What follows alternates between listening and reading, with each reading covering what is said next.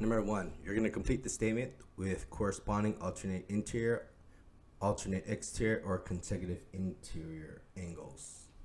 So the first one for A, we're looking at angle A, 3 and 10. Here is 3 and here is 10. Notice that these are all interior angles because they're on the inside. Since they're on the inside, we know they're interior. Then notice that this and this are on the same side. So for this one, we can say it is consecutive because it's on the inside. And then they're also interior because they're on the inside. Next, let's look at 2 and 12.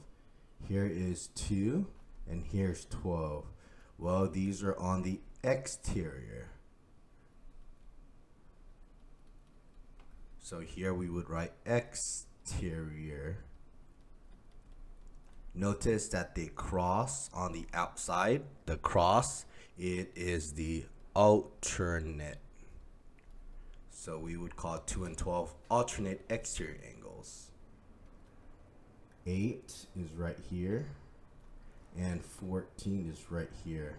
Well, this is on the inside. So this is going to be interior. And then they're crossing, so we have to use the word alternate. So this would be alternate interior angles.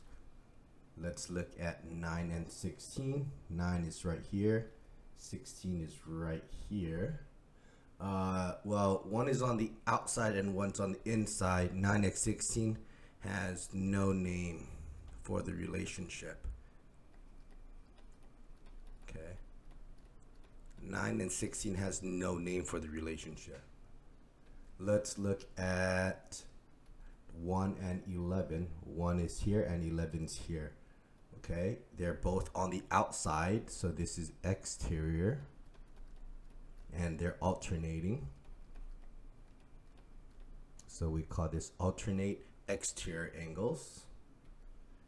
And then 14 is right here, and 16. It's not one of these, but this is technically vertical angles, right? There you go. That is how you name the angle relationships.